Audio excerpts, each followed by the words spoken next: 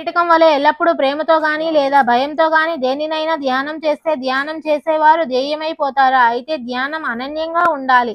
దానికి సమానమైన సాధన మరొకటి లేదు. ధ్యానాన్ని అభ్యాసం చేసేవారు తమను తాము తప్పక తరింప చేసుకుంటారు. తాను జీవుడు అన్న భావాన్ని పూర్తిగా విస్మరించి ప్రపంచ ధ్యాసలే లేకుండా ఆత్మసుధానంద సుఖంలో ఉండేవారికి ఎక్కడి జననం, ఎక్కడి మరణం. గురువు యొక్క నామాన్ని జపించడం వలన పరమానందం జన్మిస్తుంది. సర్వ ప్రాణులలో భగవంతుని దర్శనం కలుగుతుంది. నామం యొక్క మహిమ ఇంతకంటే వేరే ఏముంటుంది?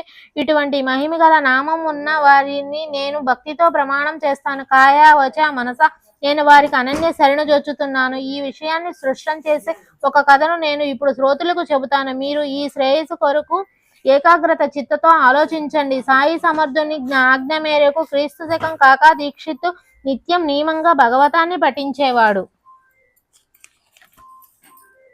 అని అందరికీ తెలిసినదే. ఒక రోజు దీక్షిత్ ముంబైలో చౌపాటీలోని కాకా మహాజని ఇంట్లో భోజనం చేసి గ్రంథాన్ని పఠించసాగాడు. అద్వితీయమైన ఏకాదశ స్కందంలోని రసభరితమైన 2వ అధ్యాయాన్ని వింటున్న శ్రోతుల మనసులు సుఖశాంతులతో నిండిపోయాయి. బాబా భక్తుడైన మాధవరావు అతనితో సహా కాకా మహాజని ఏకాగ్రత చిత్తంతో భగవతాన్ని వినడానికి కూర్చున్నాడు. భాగ్యం కొద్ది కథ కూడా చాలా మధురమైనది.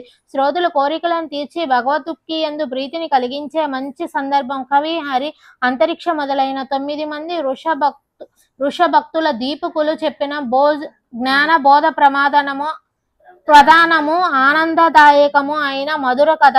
ఆ 9 మంది భగవత్ స్వరూపులు అమితమైన క్షమాశాంతి కలవారు. భగవద్ధర్మ మహిమను వారు వర్ణించగా జనక మహారాజు ఆశ్చర్యపోయాడు. అత్యంత సుఖమైనది ఏది? హరి యొక్క పరమ భక్తి ఎటువంటిది? హరి మాయను దాటే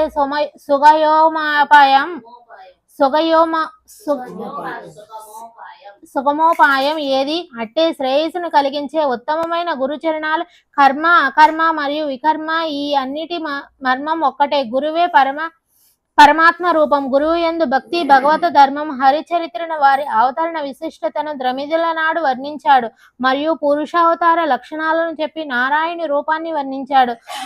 జనక మహారాజు భక్తి లేని వారికి పట్టే దుర్గతిని తెలిపి వేద విహిత కర్మలను వదిలిన వారందరూ నాశనమవుతారని చెప్పారు. హరి సర్వ ప్రాణుల్లోనూ ఉన్నారు కనుక ఎవరిని ద్వేషించరాదు. ప్రతి ప్రాణి యందు పరమేశ్వరుని చూడాలి. దేవుడు లేని చోట అంటూ లేదు.